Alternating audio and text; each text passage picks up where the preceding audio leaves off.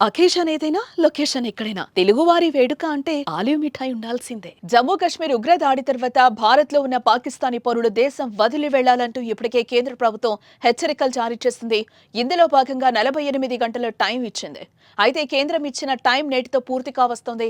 ఈ నేపథ్యంలో ఇప్పటి హైదరాబాద్ లోని పాతబస్తీలో ఉన్న పాకిస్తానీయులపై పోలీసులు ప్రత్యేక నిఘా పెట్టారు. హైదరాబాద్ లో ఉన్న పాక్ ప్రజలు వెళ్లిపోవాలని ఆదేశాలు జారీ చేసింది. అయితే ఇవాళే చివరి తేదీ కావడంతో ఇప్పటి వరకు ఎంతమంది వెళ్లారు అనే దానిపై పోలీసులు విచారణ చేస్తున్నారు.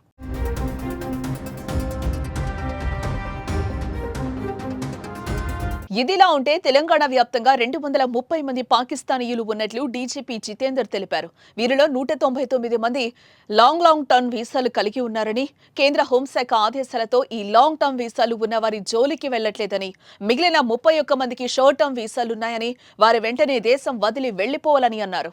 లీవ్ ఇండియా పేరుతో ఇప్పటికే కొంతమందికి నోటీసులు ఇచ్చాము. హెల్త్ బేస్ మీద వీసాలు తీసుకున్న వారికి ఈ నెల 29 వరకు టైం ఉందన్నారు.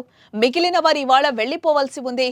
ఇదిలా ఉంటే షార్ట్ టర్మ్ వీసాలు ఉండి తిరిగి వెళ్లిపోని పాకిస్తానీయులపై చట్టపరమైన చర్యలు తీసుకుంటామని ఇప్పటికే డీజీపీ హెచ్చరించారు.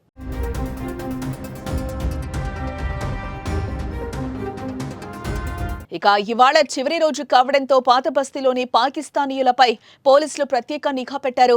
పెద్ద ఎత్తున పాకిస్తానీయులు పాతబస్తీలో పరిసర ప్రాంతాల్లో ఉన్నట్లు గుర్తించిన పోలీసులు వారి కదలికపై నిఘా పెట్టారు. మరోపక్క వారు దేశం వదిలి వెళ్లిపోవడానికి ఇవాళే చివరి రోజు కావడంతో ప్రత్యేక చర్యలు తీసుకుంటారు. కాగా దేశవ్యాప్తంగా ఉన్న పాకిస్తానీలు ఇప్పటికే భారతదేశాన్ని వదిలి వెళ్లిపోతున్నారు.